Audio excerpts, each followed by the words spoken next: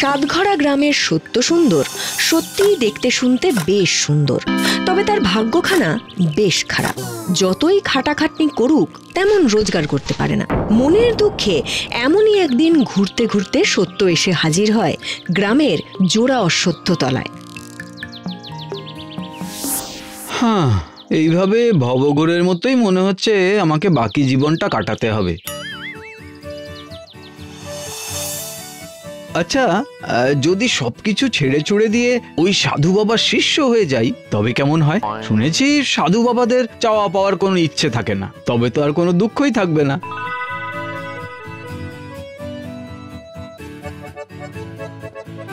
কি রে বেটা, কিছু বলবি?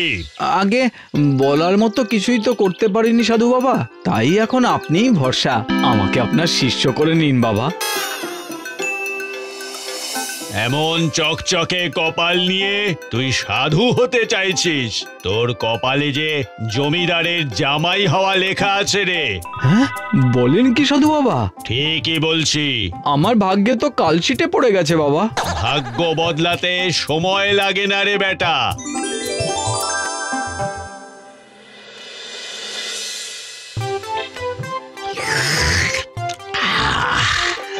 বাদামের শরবতটা চমৎকার হয়েছে, প্রাণটা একেবারে জুড়িয়ে যাচ্ছে। খান খান জমিদার মশাই, আরো একটু খান। হ্যাঁ, আর খেতে খেতেই একটা সুসংবাদ শুনুন জমিদার মশাই। আরে আরে আরে, এই তো সেই চাঁদ কপাল সত্য সুন্দর। ঠিক, আর আপনার হবু জামাই। কি কি বলতে চাইছোটা কি? ওই যে সুসংবাদ, এটাই সেই সুসংবাদ জমিদার মশাই। এখন থেকে আপনার মেয়ের বিয়ে নিয়ে আর কোনো চিন্তা রইল না। এত পাত্র থাকতে তোমার মতো হতভাগ্য হবে জমিদার মশাইয়ের জামাই।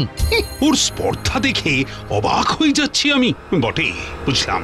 তা বিয়ে যে করবে, তোমার রোজগারটা কি? হ্যাঁ, আপনার জমিদারিতেই তো থাকি, তাই রোজগারের হাল তো আপনার অজানা নয় জমিদার মশাই। এই ছেলে তো দেখি কষ্ট ছাড়াই স্পষ্ট কথা কয়। এবারে আপনার সারা জীবনের কামাই নিয়ে যাবে জামাই। নিয়ে যাওয়াচ্ছি।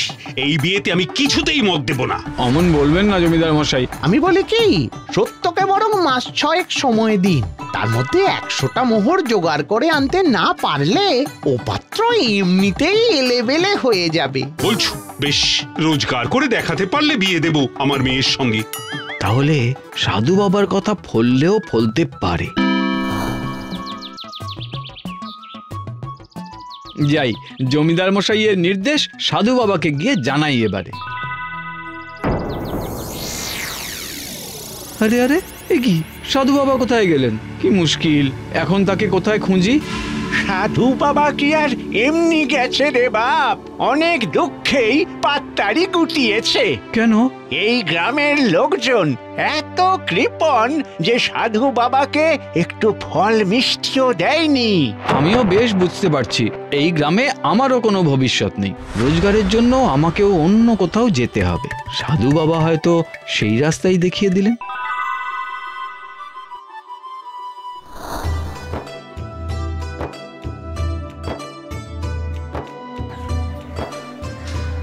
ও, বহু পথ পেরিয়ে অবশেষে এই একটা বর্ধিষ্ণু গ্রামে এসে পৌঁছলাম। লোকজনের মুখে শুনলাম গ্রামটার নাম নাকি চন্দনপুর। বাহ, এই তো কত রকমের কাজ করছে সবাই। মাল বয়ে, বস্তা গুছিয়ে দিয়ে, হিসাবের খাতা পরীক্ষা করে নানা রকম রোজগার করা যাবে এখানে। কিন্তু আমার তো একটা মাথা গোঁজার ঠাঁই চাই, সেটা কোথায় পাই? যাই দেখি, আশপাশটা একটু উঁকি মেরে দেখে নি।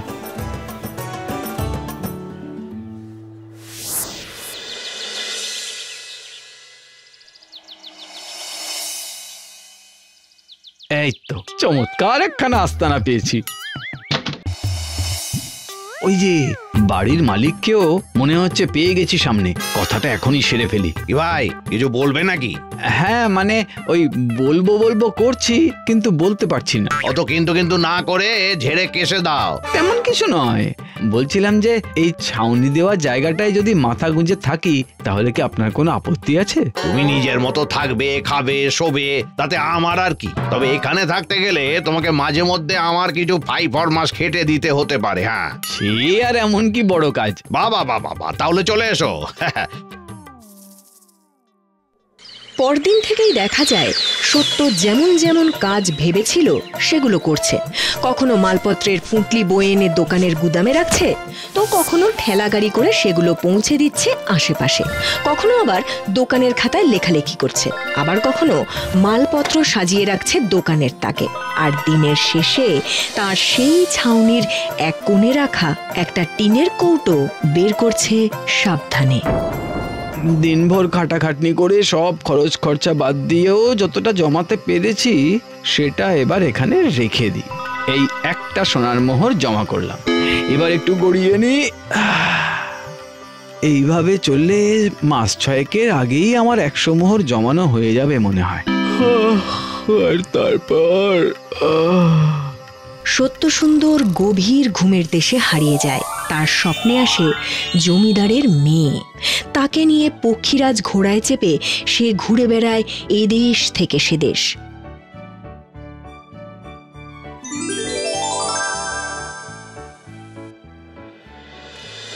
3 মাস কেটে গেল। এবার একবার টিনের বাক্স থেকে মোহরগুলো বের করে গুনে দেখি। 97, 98, 99, 100 হয়ে গেছে। এবার তবে আমি আমার নিজের গ্রামে ফিরে যাব। যেমন রোজগার করার কথা ছিল সেটা তো হয়েই গেছে। আচ্ছা, তার মানে লুকিয়ে লুকিয়ে রোজগারের অর্থ এইভাবে সঞ্চয় করা হয়েছে।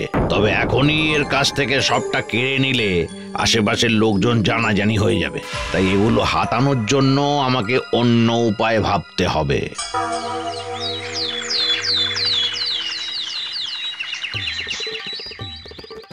যেমন ভাবা তেমন কাজ। নিজের গ্রামে ফিরে আসে সত্য। এই যে জমিদার মশাই, 6 মাস লাগেনি, তার অনেক আগেই আমি আপনার কথা মতো রোজগার করে এনেছি। এই নিন।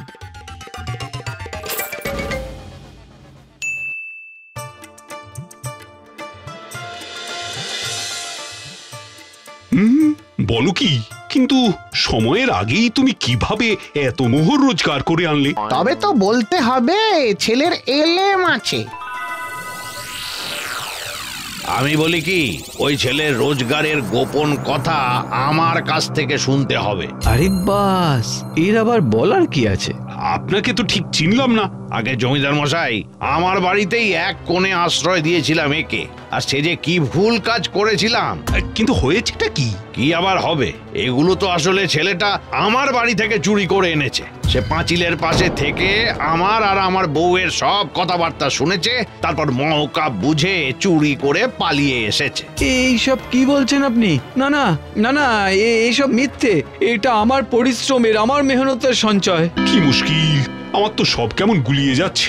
আমাকে না হয় একদিন সময় দিন জমিদার মশাই, পরের দিন না হয় এর বিচার হবে। বেশ, তাই হোক তবে।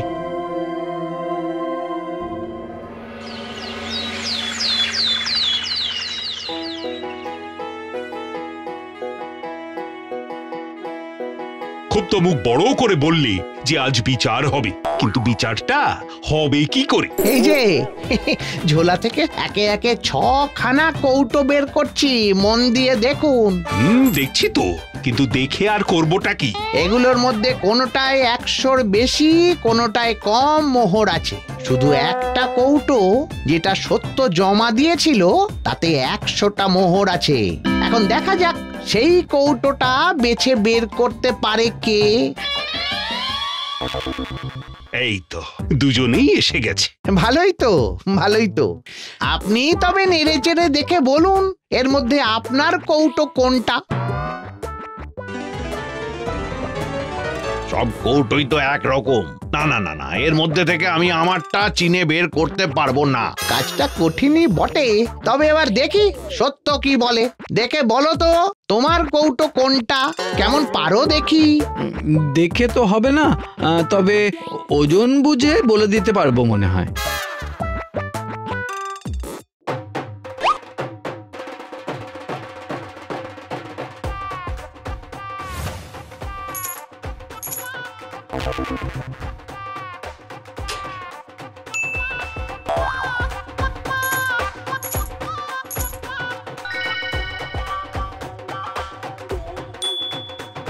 এই যে এই কৌটোটাতে 100 মোহর আছে, গুনে দেখে নিতে পারেন নায়েব মশাই।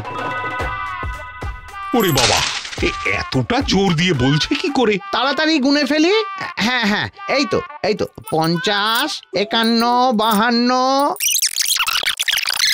98, 99, 100। সত্যি তো, এতে 100টা মোহরই আছে। তার মানে ছোকরা যেমন বলেছে ঠিক তেমনই করে দেখিয়েছে। কিন্তু তুমি এটা করলে কিভাবে সেটাই তো বুঝতে পারছি না। কষ্ট করে রোজগারের ওজন কত সেটা তো যে কষ্ট করে সেই বলতে পারে, তাই না? ও আচ্ছা, একটা কেরামতি বার করেছে। এক্ষুনি ওই ব্যক্তিকে মিথ্যে অপবাদ দেওয়ার দোষে আরো 100 মোহর জরিমানা করলাম। আমার ভুল হয়ে গেছে জমিদার মশাই, আমি মিথ্যে এই ছেলেটার নামে অভিযোগ করেছি। ভুলের পরে ঠিকটাও তো জানা দরকার জমিদার মশাই। সেটাও জেনে ফেলবো না হয়, তবে সবার আগে আমি নিজের মেয়ের সঙ্গে 70 বিয়ের দিন পাকা করে ফেলবো এবার। এমন পাত্র কি আর ছাড়া যায়? জয় সাধু বাবার জয়। এতদিনে ভাগ্যের চাকা উল্টো দিকে ঘুরতে শুরু করলো বোধহয়।